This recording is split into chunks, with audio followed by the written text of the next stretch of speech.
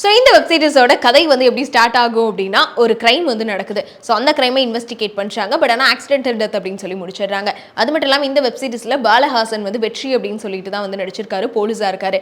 So அவரை பார்க்குறப்போ வந்து உண்மையாலுமே ஒரு போலீஸ் தானோ அப்படின்னு யோசிக்கிற அளவுக்கு ரொம்பவே ஆப்டாக அந்த கேரக்டருக்கு செட் ஆயிருந்தாரு. அடுத்து நம்ம பவித்ரா ஜன்னி வந்து ஃபீமேல் லீடாக பண்ணியிருக்காங்க. ஸோ அவங்களும் வந்து போலீஸாக தான் நடிச்சிருக்காங்க. ஸோ அப்படி இருக்கப்போ இந்த கேஸை வந்து இன்வெஸ்டிகேட் பண்ணும்போது இது ஆக்சிடென்டல் டெத் அப்படின்னு சொன்னாலுமே வந்து நம்ம வெற்றி அவர்களுக்கு இந்த இறந்த பையன் வந்து தம்பி மாறி அப்படின்றனால அவருக்கு வந்து ஒரு டவுட் இருந்துட்டு இருக்கு.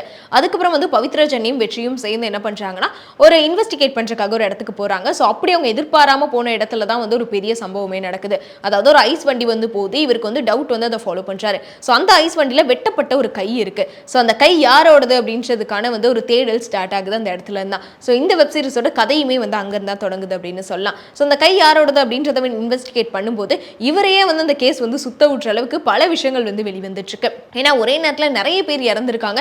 இந்த கை வந்து யாரோடது அப்படின்றத யோசிக்கிறப்போ போலீஸ்க்கே தெரியாம எந்த ஒரு கம்ப்ளைண்ட்மே ரெஜிஸ்டர் ஆகாம எப்படி இவ்வளோ டெத் நடந்திருக்கு அப்படின்னு சொல்லிட்டு ஒவ்வொருத்தவங்களோட கொலையுமே வந்து கண்டுபிடிக்கிறாரு. அது எல்லாமே வந்து ஒரே மாதிரி ஆக்சிடென்டல் டெத் அப்படின்னு முடிச்சிருக்காங்க. ஸோ அது ஆக்சிடென்டல் டெத் கிடையாது, அது கொலை தான் அப்படின்ற மாதிரி இவருக்கு வந்து டவுட் வந்து தேட ஆரம்பிக்கிறாரு. ஸோ அதுக்கப்புறமா பார்த்தீங்கன்னா பல விஷயங்கள் வெளிவருது. அது மட்டும் இல்லாமல் இந்த கை யாரோடது, அந்த இறந்தவங்கலாம் யாரு, இந்த மெடிக்கல் ட்ரையல் அப்படின்ற ஒரு விஷயம் சொன்னல, ஸோ அது யார் பண்றாங்க, எதுக்காக பண்றாங்க, இந்த மாதிரி பல விஷயங்களை தான் வந்து இந்த வெப் சீரிஸ்ல வந்து பேசியிருக்காங்கன்னு சொல்லலாம். இதுல ஏதோ ஒன்று தப்பா இருக்கு. இந்த கேஸ் உங்களை சுத்தல்ல விடும்.